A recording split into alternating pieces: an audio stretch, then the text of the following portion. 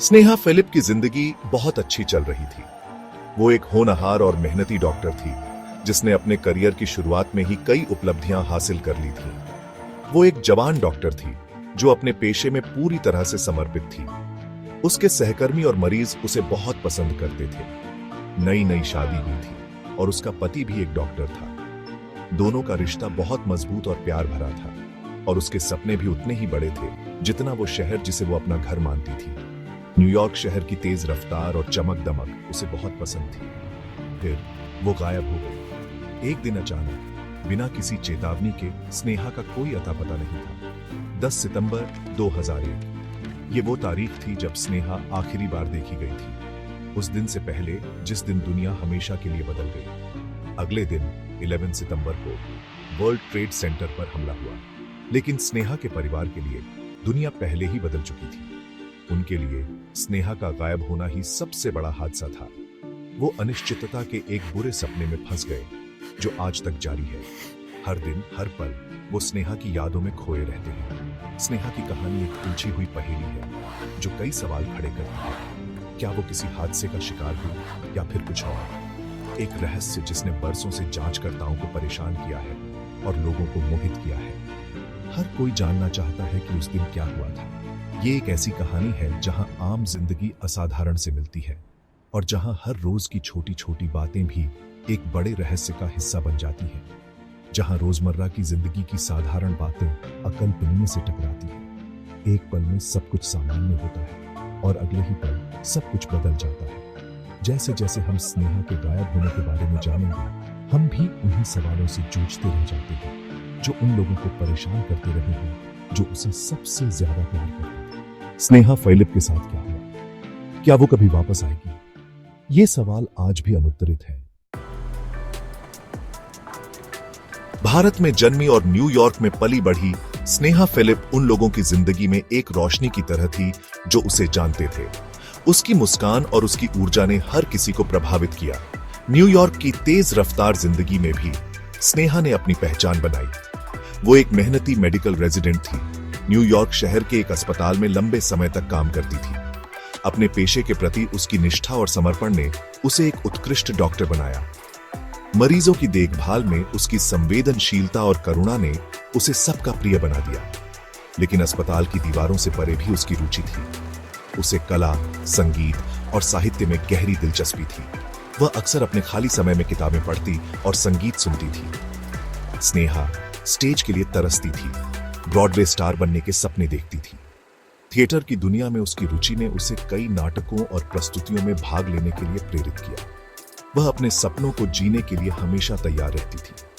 वो कई तरह की चीजों में दिलचस्पी रखने वाली एक जिंदा दिल इंसान थी जो जिंदगी को पूरे दिल से अपनाती थी। दोस्तों के साथ समय बिताना, नई जगहों की खोज करना और नई चीजें सीखना उसे बहुत पसंद था। वो अपने परिवार के करीब थी।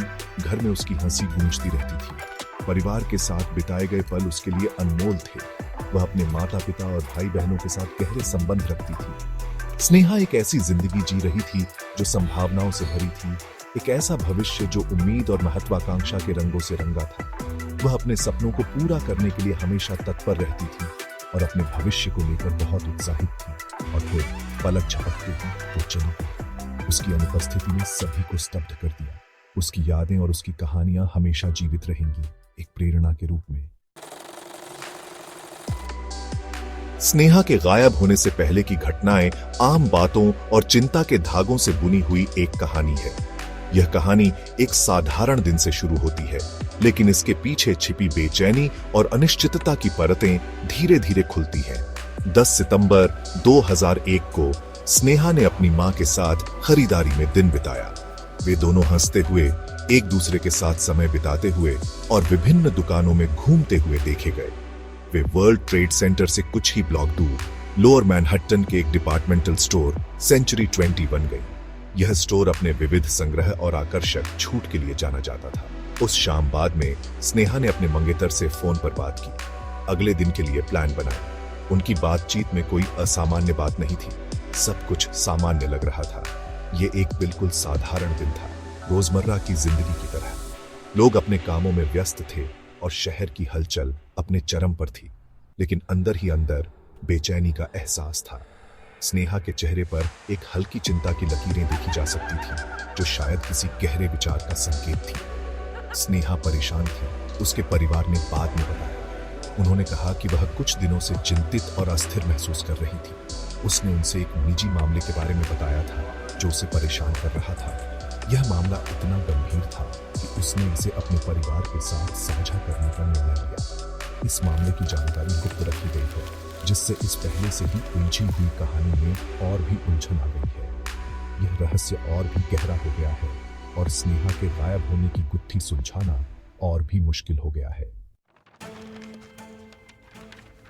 11 सितंबर 2001, एक ऐसा दिन जो इतिहास में हमेशा के लिए दर्ज हो गया।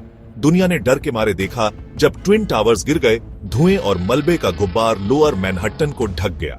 इस अफरा तफरी और तबाही के बीच एक और त्रासदी हो रही थी जो राष्ट्रीय त्रासदी से जुड़ गई। स्नेहा फिलिप गायब थी।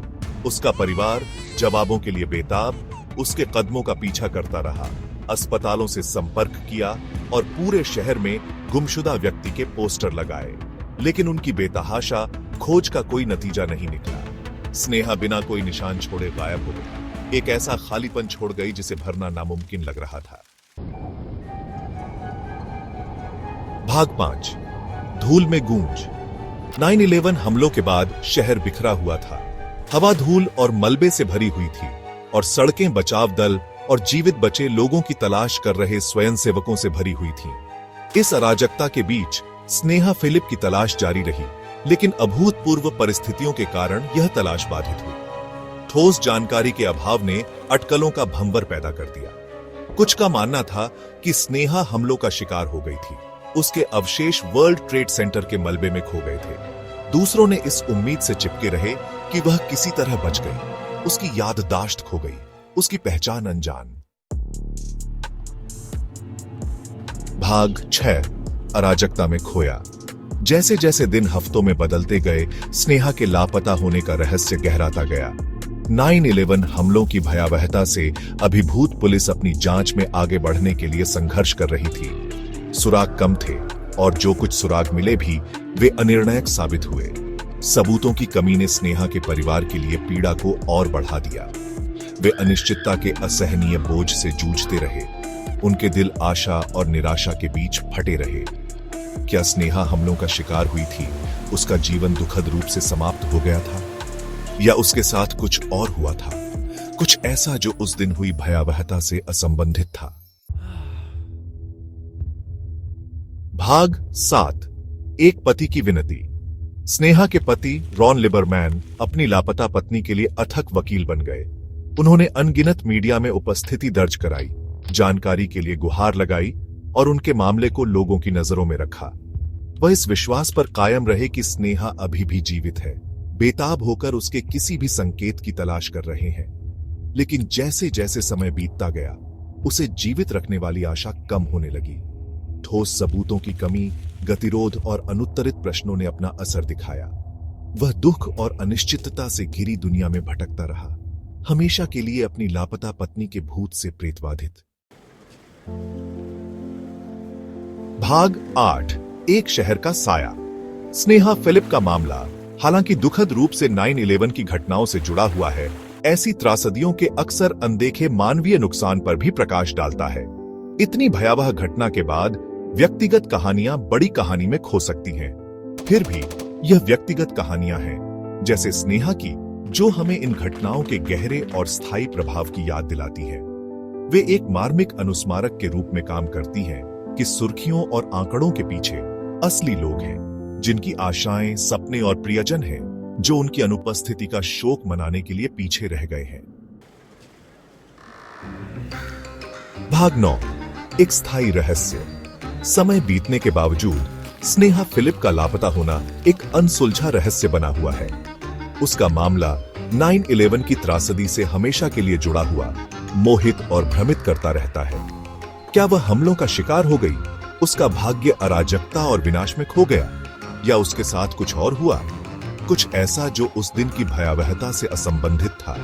उत्तर मायावी और निराशाजनक रूप से पहुंच से बाहर, अनिश्चितता के घूंघट में डूबे हुए हैं। स्नेहा फाइलिप की कहानी एक कठोर अनुस्मारक है कि जानकारी से भरी दुनिया में भी कुछ रहस्य बने रहते हैं, अनुत्तरित प्रश्नों की विरासत और नुकसान की गहरी भावना को पीछे छोड़ जाते हैं।